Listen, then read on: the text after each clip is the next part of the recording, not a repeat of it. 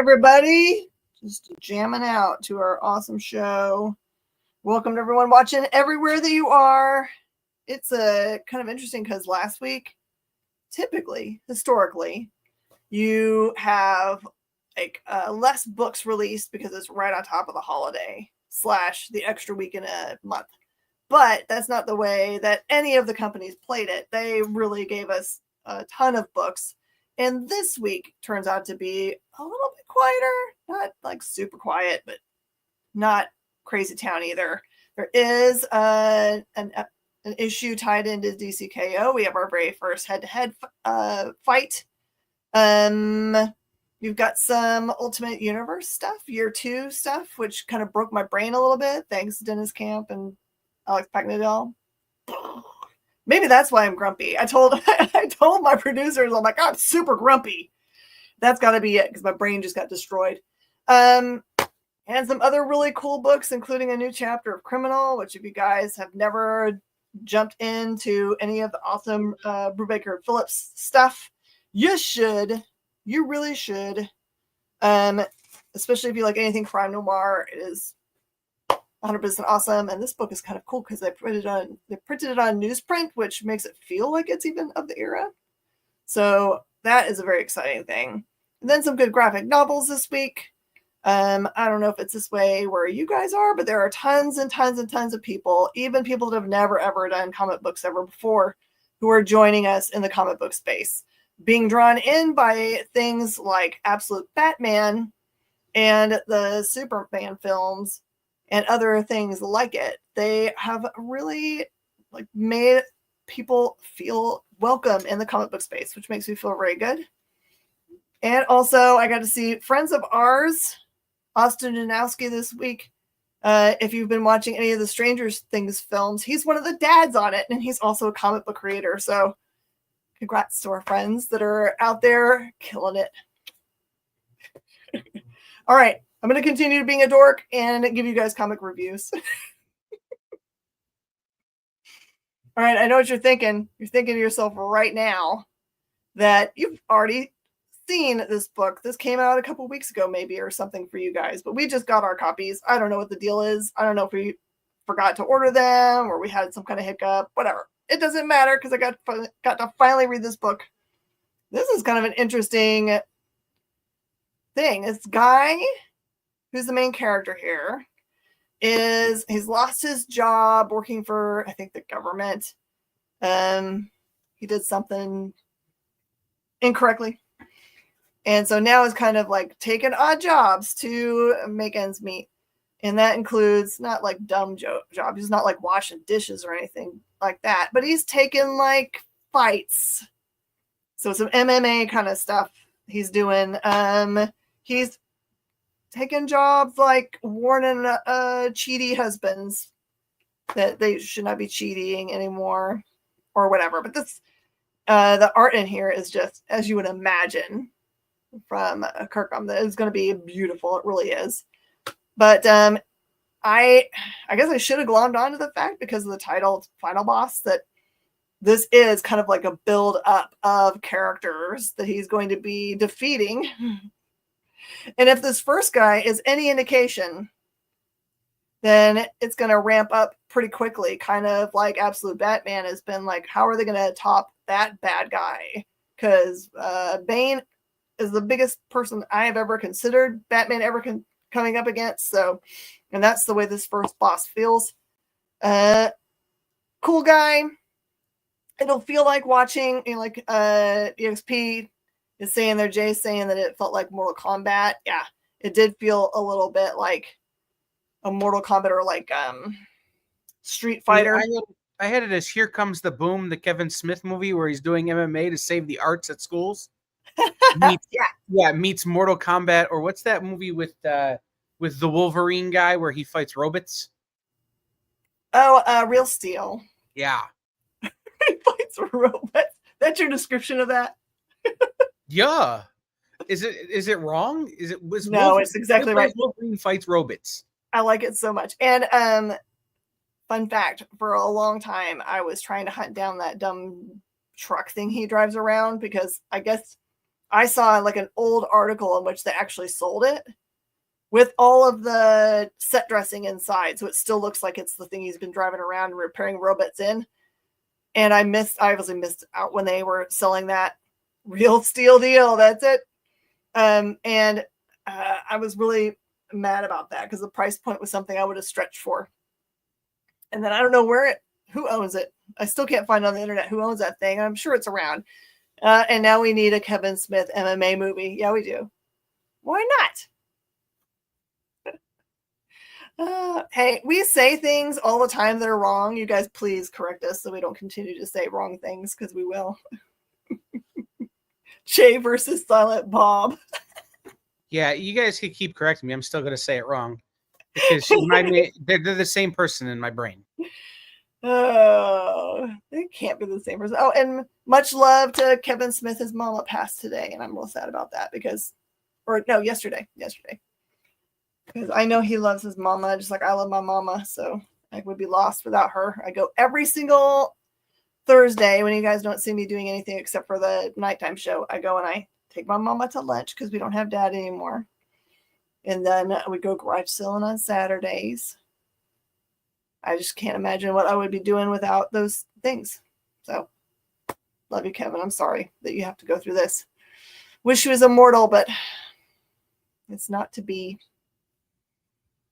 Hey, line's on. I love you, man. I saw you chit-chatting about collaborating, or at least hanging out and doing D&D with Matt, which sounds like the most fun ever. I feel like we could have like a big virtual D&D with the amount of people that love playing that game. You call it a game? I'm working on it. I've been working on it for years. I'm working on it. Well, stop working on it. Just like say we're doing it. There's licensing involved. People own this IP. But I think I found a way around that. Okay. I mean, famousy people play it online. We're not famousy. You're busy washing your hair when that happens. Oh. All right, here is round one. I was just talking about round one. It is an all-fight month, which I'm guessing they're talking about December here. Which, there's nothing like says holidays and Christmas, like fighting for your life / getting a bunch of, Omega energy. This is Superman versus Captain Atom, which is a pretty good fight. The cool thing that I like about how they're rolling this out is that there are 3 rounds for every fight, which when they say that in the kind of like the early parts of this book, I was like, oh man, now it is going to feel just like a tournament of champions. I don't know if I like that. But then they kind of like, it explains why the 3 rounds, and it makes it so much more awesome. It's kind of like, when you sit around with all your friends and you're like, who would win in a blah, blah, blah, blah, blah, with this as a parameter, whatever, all those things, like this gets you like 3 gigantic, like what if parts of if these 2 guys really had to fight it out big time. Because at the end of a round, when one of them obviously gets killed, then they have another round and they get to choose their form. It's kind of like the Gozerian. Choose your form. And so they get to choose what form of themselves, past, present, future, I guess, whatever. And it's really cool how they choose and when, and for like, because every round they know a little bit more about how each other are fighting and what their like mental weaknesses are. And the answer would be who the writer wants to win. That is true, Dan. It is absolutely true. Or probably who they think we want to win. I'm sure that no matter what we can imagine for who's going to be winning the rounds, we're probably going to be either A, wrong, or B, wrong about the way that it happens. Because I know that at some point in these battles, we're going to have Homelander and other characters that are outside of the DC universe, because I don't know if you get some Omega energy in play and the ability maybe to be King Omega, maybe it doesn't matter. Everyone's going to join the fray that can. And I think it's really dope of DC for being open to such a thing.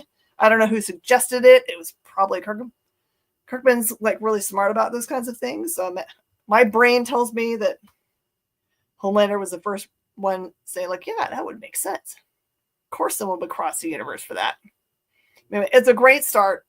Now you can get out your giant, remember the big tournament maps? You can start filling them in. Just don't fill them out and spoil it for people. I'm trying to figure out how many weeks I have to wait before I start filling in our one that's on the front window, because I've got it set up so that I can like do my little tournament fill-ins. So I want people to still be able to buy it. Maybe once I sell out of an issue and I can't get any more, it doesn't matter. Everyone should know then. So if you haven't joined DCKO stuff, it's Lord, at this point, you don't have to know anything that's going on. Just buy whatever issue with battles that seem like you'd like to see who would win that. And then you'll have fun. Criminals. So it doesn't say it on the front of this one, but this one's a giant size criminal. And I have no way of knowing, because I didn't do any research about whether this material exists in any other form. But it feels like a one-of story in the criminal universe. It follows this guy who is dumb enough to have listened to someone else's advice in regards to making a large bet. And so he owes big time. So he's been told that he has to go and do something for them in response, and it will pay off his debt, I guess. But the thing is that he is, as you might guess from his choices already with making large gambling nets, he is not great at what he's doing. And just give you an example. He shows up at the hotel and waits in this hotel room for the guy he's supposed to steal from as part of his paying back this money. And he sits in the hotel room waiting for this guy to come back from his poker game, I guess. And the things that this guy does while he's like hanging out for hours and hours and hours, the bad decision making he makes, like the worst possible decision making you can make, he does all of that. And then there is a big twist at the end, which is just like, oh my gosh, this is like such a fun story. Like this would be such an amazing like little single episode of something if this kind of stuff were to happen. Hey, Parrish, watching over on CBSN. Glad to see you. So this is me saying, like, you should always, like, just go and get all of Criminal from Brubaker and Phillips. I think this is the one they've announced as being in development. And just go get all of the series. You'll like all of it. But if you have never tried it out before, here's your opportunity to get something and try out the universe. I think you will like it. And this is the one I mentioned before that it's done on newsprint or that kind of like pulpy paper, which is perfect because it's pulp. Batman, number 4. By the way, we had so many people add this to their pull boxes. Again, here at issue 4, this is what we've been seeing for all of DC, kind of like people hearing from other people that the books are really good, so they add it to their pull box, and then our numbers that go on the rack are going blah, blah, blah, blah. So if you go to your local comic shop and they don't have any Batman number 4, please don't yell at them. They're trying their very best to stay ahead of how many numbers they need. And in our case, we don't have any A covers left already. They're already sucked up into people's pull boxes. So we've got a cool other covers, of course. This one gives you a first appearance. This is the Minotaur, who is, you find out kind of at the very beginning, the first part of the story, he's kind of like organizing all of the big crime syndicate families. What else can I tell you about it? There is an event that happens at the very beginning of the book where there is a big 18-wheeler that pulls into, just call it a dockyard, and there's some kind of like someone jumps it and takes it. And that sets up a problem where nobody knew, but there was something being smuggled in the truck that now makes all the families at odds with each other, which is makes everything crazy in town. And this guy, the Minotaur, is kind of manipulating everything. And he's kind of a scary character. And you get to see Bruce Wayne You get to see him have an interaction with somebody who she is a doctor and she is hilarious. Like I don't think a medical doctor. I think she's just like a science doctor. That he goes in to talk to her. And of course, that they have already met before as him being Batman. And so there's a fun little moment there. But yeah, this is like great furthering of storyline in which you start caring more and more about the characters and he gets more people in his life. But then it introduces the big bad who looks really awesome here. Bar-Lord is saying over on YouTube that he feels like Marvel's missing out long-term by closing the Ultimate line. They are closing the Ultimate line, Bar-Lord, but the way I've been reading all of their books is that everything does tie together. Like they have never lost the through line for the Krakoa storyline, everything that's happening with Doom and Doctor Strange and all those. They're through lining to all the books. And we are heading toward, I think we got a couple weeks where we get that big Ultimate issue that's going to be polybagged. And it's going to be, I can't say what I know.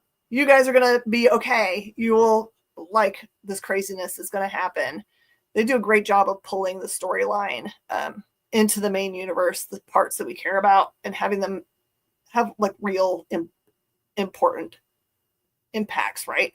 It's Hickman, so Hickman knows what he's doing. What else? No, I thought there was someone else the thing, but that was just Ayo from Most Dope Comics. Hello. And then Bar-Lord loves Zdarsky. Everyone loves Zdarsky. He's the best. Okay.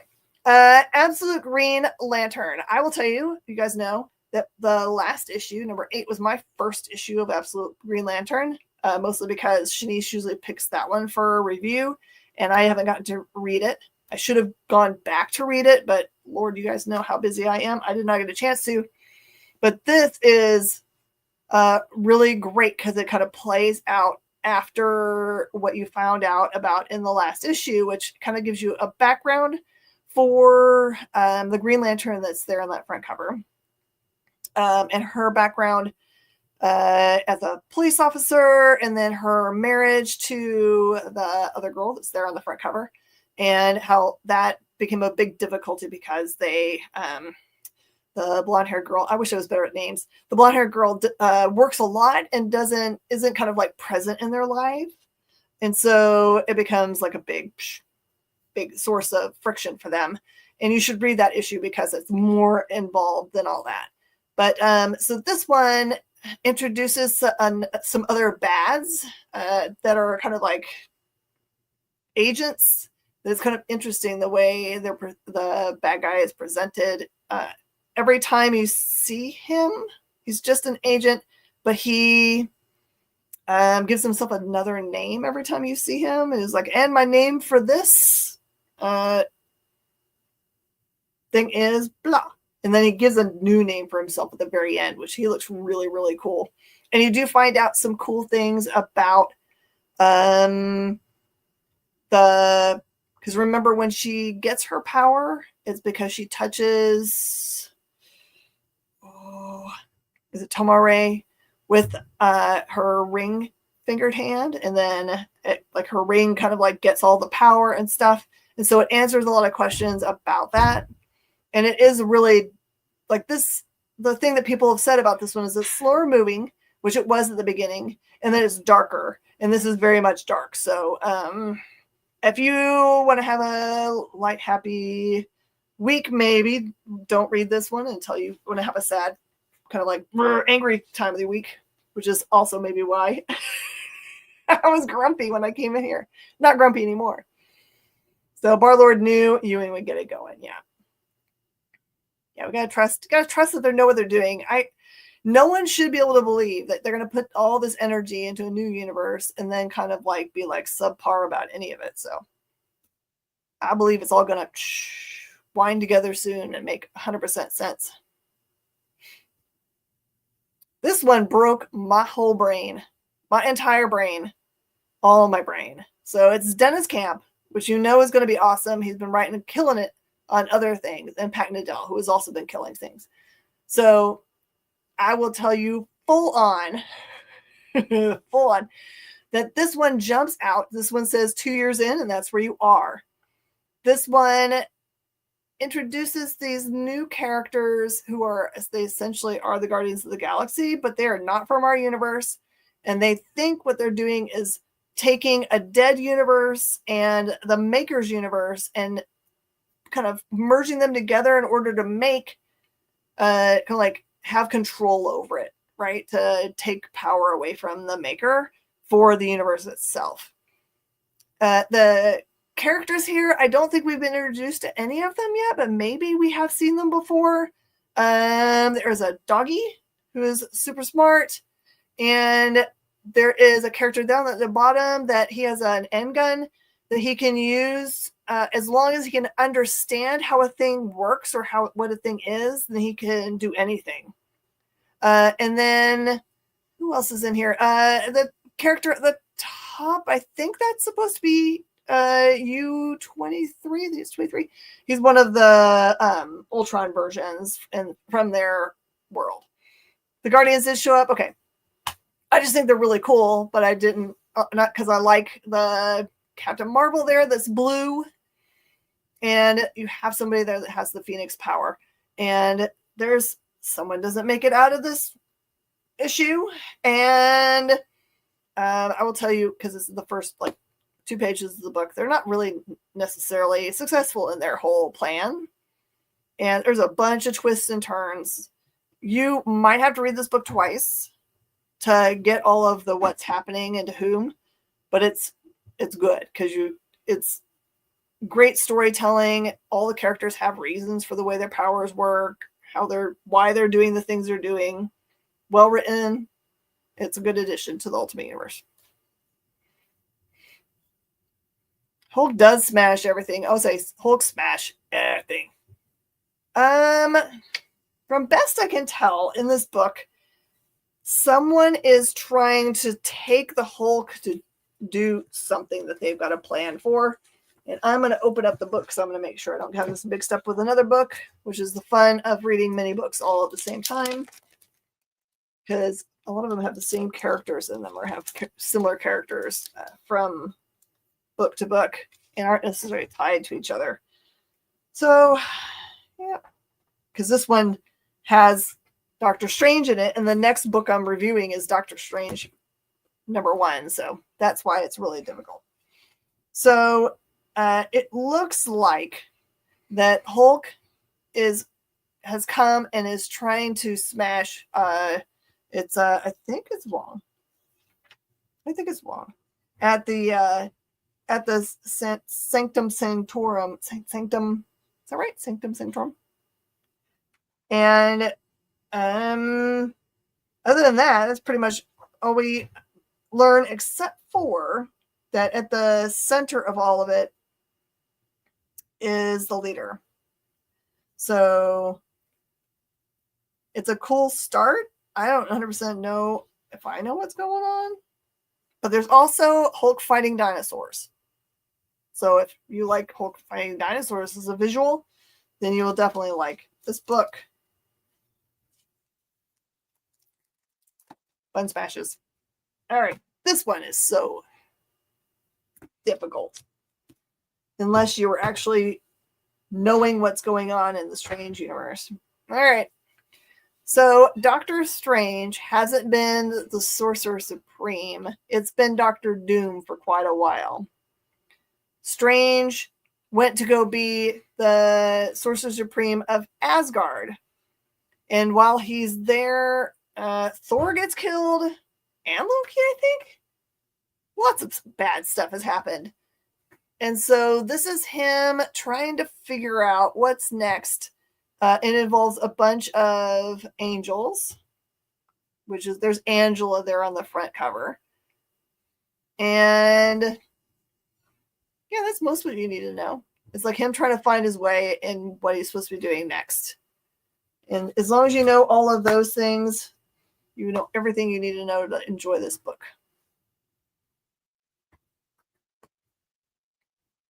Wiccan. Oh, this is a good one. Okay. So, things you need to know. Wiccan is married to Hulking. Hulking was damaged severely in the events of, was it Doom he got beat up in? Oh, they're tying together everything so much. Someone help me. No, it was in Imperial. It was in Imperial. Yes, Imperial number 4. He becomes really injured. And so this picks up right at the end of that. So if you're reading Imperial, this is their next thing that you should jump into.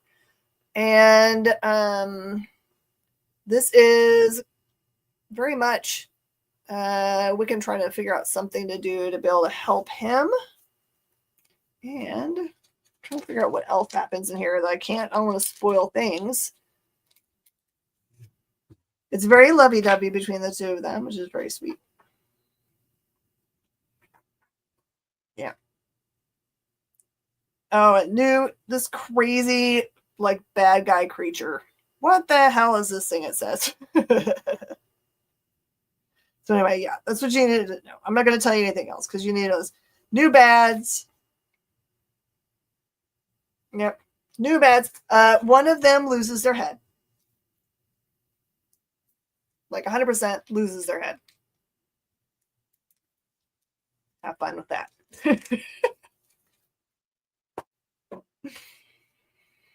Okay, Briar. This one, I didn't read the original series for it. So this is me coming from a place of not knowing everything that happened in the series. I think there was 2 series for Briar. I think they've gone. This is maybe the 3rd for it. It's Chris Cantwell. So a little bit of love story. So the main character there, Briar, is in a lovey situation with, see that thing that looks like a spider back behind her? That character's name is Spider.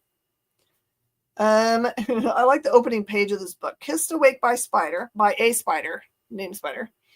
Nearly eaten by creatures, captured by slavers, tortured by bog witches, teased by gnomes, chased by bounty hunters, noble skeletons, evil godmothers, prophecies and curses, prisons and cranes, but an escape and another kiss.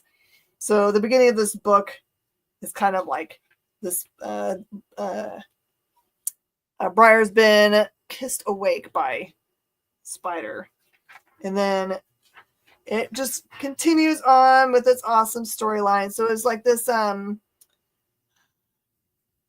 there's this crazy like ice bridge that someone needs to go over, which it doesn't sound like that's a very smart idea by everyone else's reactions.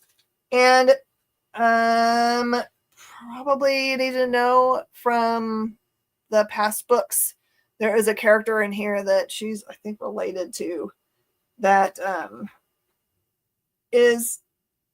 she gets her power by making herself bleed, and then she uses the blood to do things, but she's been doing it for so long and she's so old that she can't get any blood to come from her. And like her little minions are very worried about such things. So it's really about trying to cross over this ice bridge. And then there's a character in the series who you find out is responsible for, beyond that, there's like a path that has a bunch of traps in it. And he actually built the traps, but the thing is he only has one leg, and it's because one of his traps got him. So I don't know, maybe they're better traps than you think. Yes, Kyle, you wanted to say something, or Jay? You popped up, so I clicked unintentionally. Unintentional? She can't bleed. Sounds like a diabetic. Oh, is that what happens? Your veins shutting up? Well, that, but then also like you get calluses and stuff, and you can't, it makes it hard. Oh, that sounds suboptimal, as my family would say. This next one is a lot of fun. If you didn't read the Terminator Metal, there's been 2 issues out from Dynamite. That one's been exceptionally good because that one's about a Terminator who one of the rebels has reprogrammed, and they've done a good job with it, but then he's too good at his programming, and he doesn't understand that sometimes what he's doing is not good for everybody else. This one is like a full-on, here's a Terminator who has like been pushed forward through time. He shows up in a mall, kind of like just randomly in a mall. And the outfit that he picks up, just kind of like, like in Terminator, where he's like, your clothes, give them to me now. This one is, there's nobody there, and he takes off a mannequin or something, or maybe a dead person. And of course, it's the Santa Claus outfit. So it is just truly a Terminator tale in which he's being a very Terminator-y Terminator, but he's wearing Santa clothes. And interspersed with that storyline is some of the rebels that are part of the story. One of them has been around long enough to have experienced actual Christmas before the nuclear strikes. And so they're trying to tell the story of what Christmas was like in the before times. And then, they encounter this version of Santa Claus, which probably messes that kid up for life. Just guessing.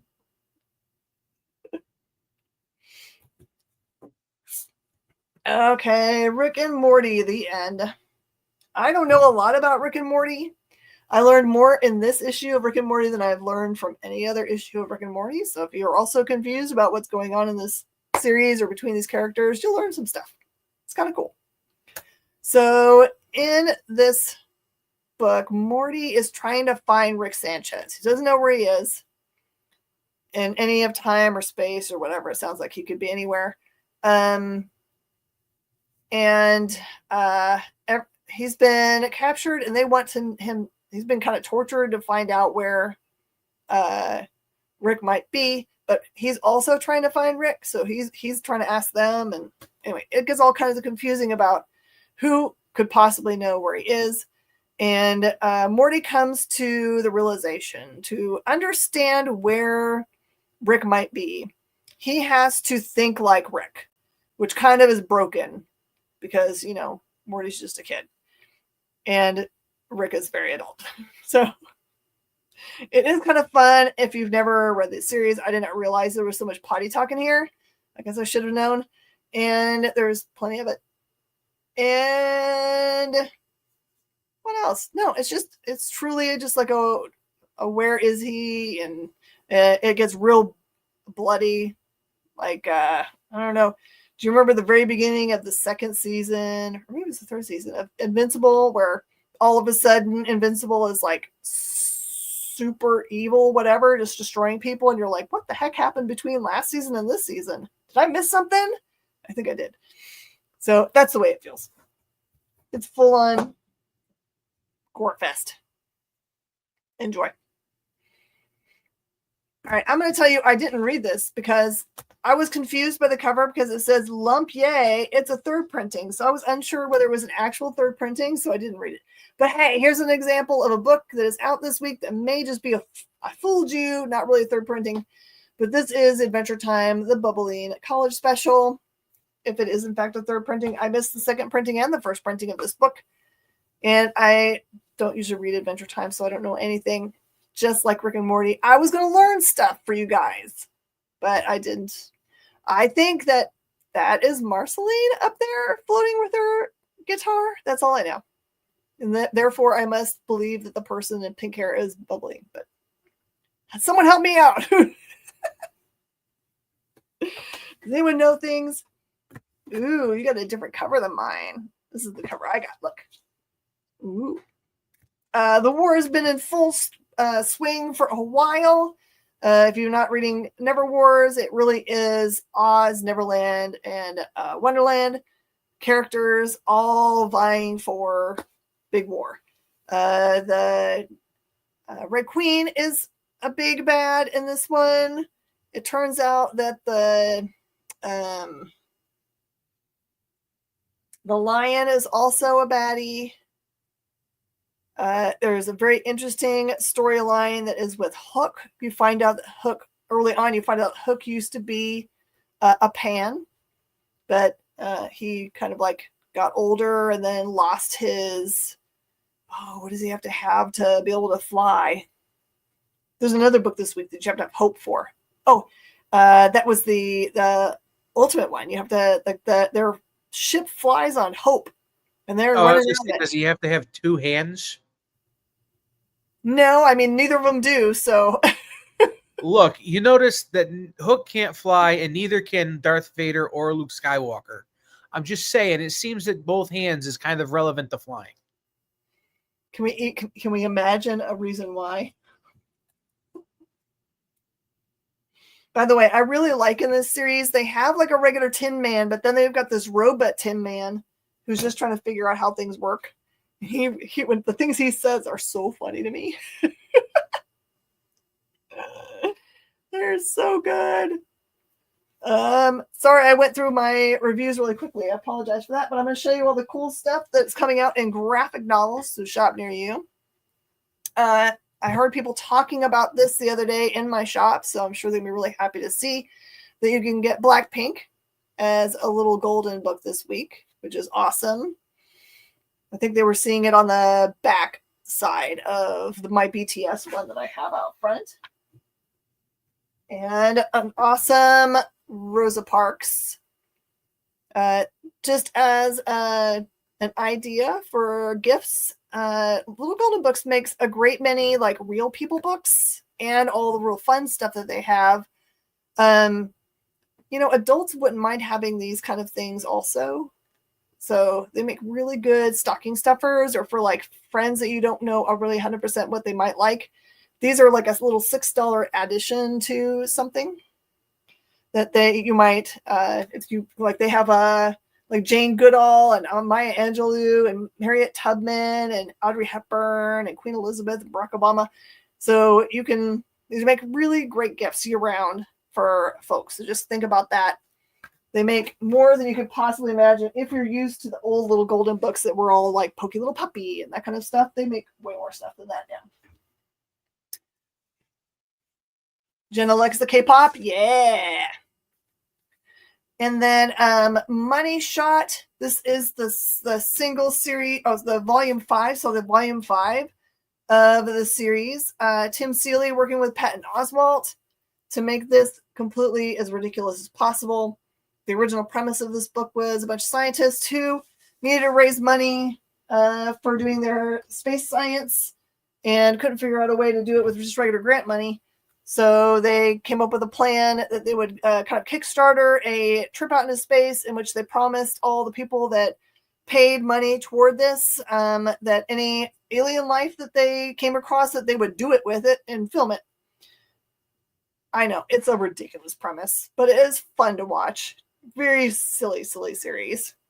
Also, if you wanted to know what would happen, if you had Deadpool kill the universe, Marvel Universe specifically, one more time.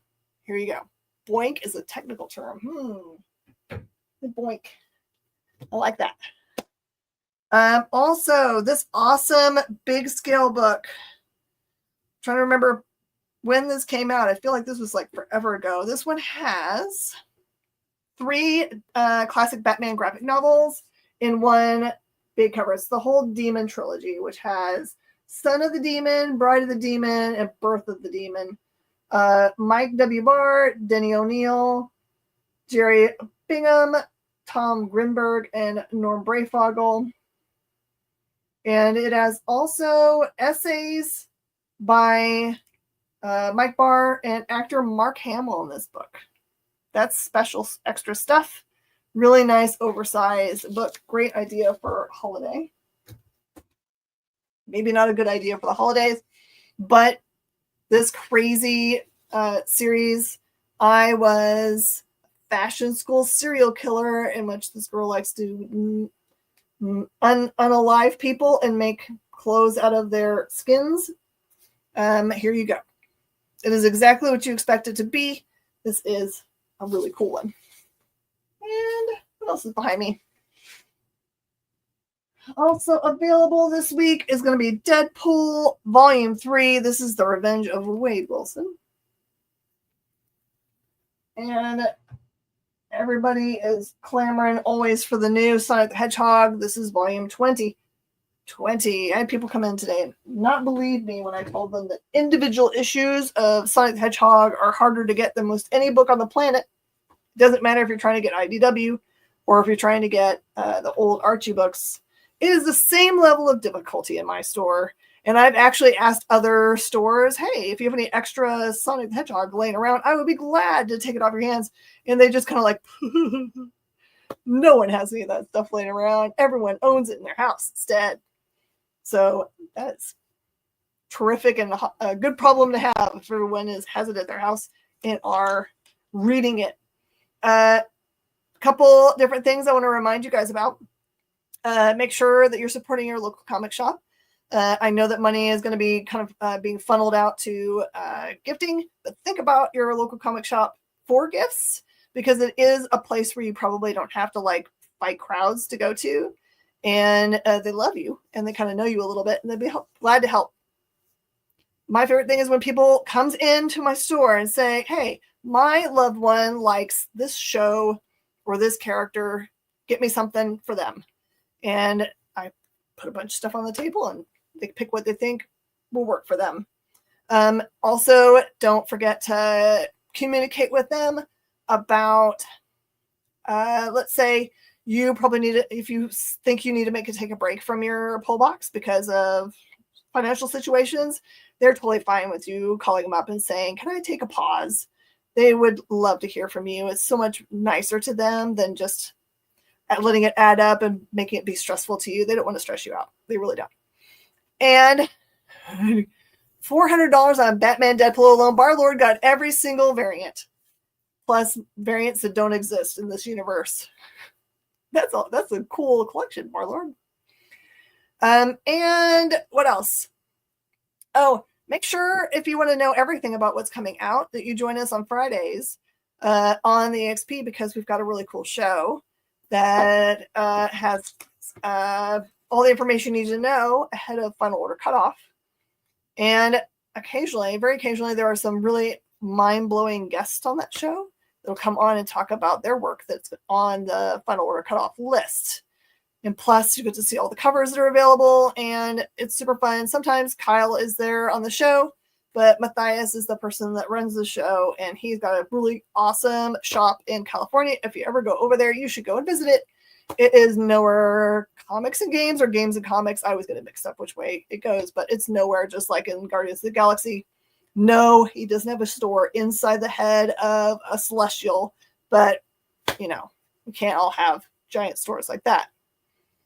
All right, my friends, I am glad to have seen you. And don't forget that I'm going to go away from this show and straight into a show where I'm going to sell the stuff to you. So we have to pop off and pop back on again because it just doesn't make any sense for the feed.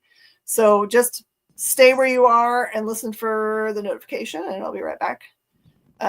What else, Jay? Before we go, yes, please join Miss Jen for tomorrow's Books Tuesday. But also at 10 Eastern, 9 Central, Kyle and I will be doing the last Tuesday producer live sale because Henri should be back next week. Here's the thumbnail. Get ready for the nightmares, folks. It's going to be a buck a book, DC miniseries, Marvel stuff, full runs and bundle deals. It's going to be crazy. Kyle put a lot of work into this. Everything's $1. Everything's $1. Yeah, buck a book. Wait, I didn't hear you say that part. So you posted up that picture, and I tried to figure out where it's based from. Who is that? Hall & Oates. Oh, oh, that's terrific. Yep. That's terrific. Jay is Oates. Is there stuff I want, Kyle? I don't know. You know me. I mean, do you need a full run of Civil War II for a buck a book? I don't think so. Music first. Because that's all I'm looking at right now. I'll be honest, I don't know what I'm going to put in the show yet. Oh, you're totally like me. So my I've extra got stuff for the show, I don't know what I'm doing. I've got 5 boxes that could go into the show. Uh-huh. I'm going to grab 2 of them. which two I grab is going to depend on how fast things are selling on your show and how quickly I have to get ready for the next show. Oh, I got So, you. Like, you know, it could just be what I'm literally sitting around right now, or it could be like I pick a little bit more specifically. But either way, everything's $1. Awesome sauce. Well, all right. We'll see you guys in just a couple minutes. This gives you plenty of time for a potty break and, get your list together. I'll see you guys again in about 15. Bye.